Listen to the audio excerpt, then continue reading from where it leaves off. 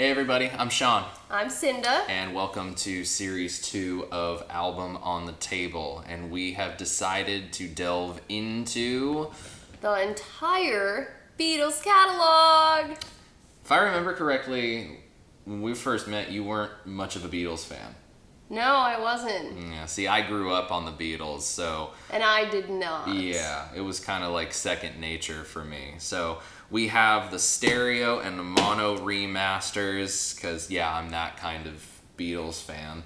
So let's open these things up and let's talk about each album one at a time. Now, I want to make a note before we start that we're going to go in recording order, and I'll get to why when the time comes. So let's check it out.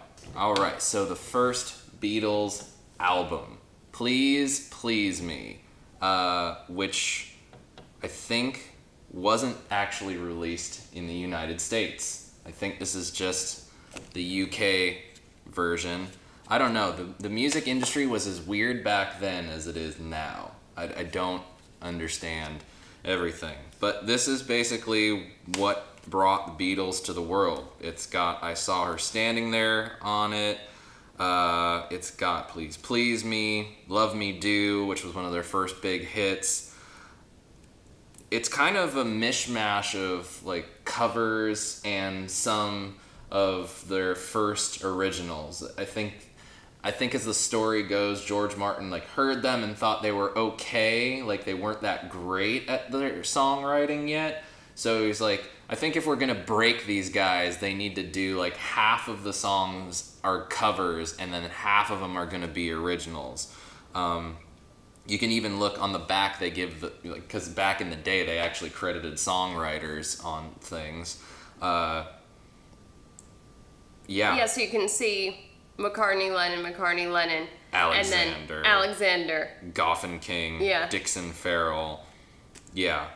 But I think this is a pretty good, I think this is actually a good idea for where music was at the time, but also what they were absorbing as far as their influences go. I don't feel like any of the quote-unquote covers that they do, they do kind of what we like to do when we do covers.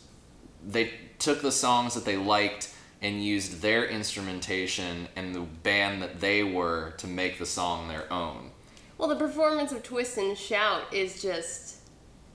That's what it is. It's incredible. Yeah. There's nothing you can say to refute that. It's like that grittiness in John's voice... Because it was the absolute last take at the end of like a 12-hour day. Is amazing. Yeah. And that just makes like... That it makes the song. Yeah, absolutely. I think anybody who knows the song Twist and Shout would probably say that the Beatles version, at least for me, I know, yeah, having heard like almost every version that's ever been recorded, this is the one that's the best. It's the one that I gravitate towards most. Because it has the energy of what you expect the song to be. The song's supposed to get people up and dancing, and all the other versions, like the original version is pretty good, and it's got but a little bit more of an R&B vibe, and for some people that gets them up and dancing, but to me, like, that was a precursor to rock and roll, and that rock and roll, early rock and roll especially, really got people up and moving and dancing, and that version to me, like, that's what gets people up and going. So as far as debut albums go, it's very interesting to me because of that mixture of the originals and the covers, because it's like, you don't know who these guys are, but you know these songs. So they're going to play these songs alongside some of their others. It's a very, I don't know. In our experience, there's always, we only want you to play covers, or we want you to play covers. And to me, it's like, this is an interesting marriage of that idea of... Or if you play covers, you have to play covers. You can slip a couple of your originals in there, but don't play originals, really. Yeah.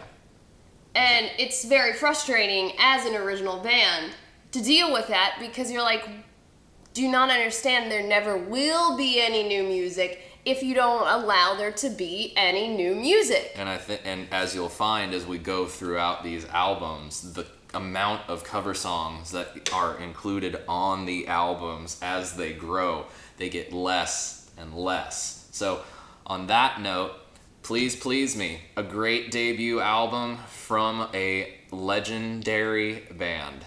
Stay tuned for next week's episode. We'll see you next time.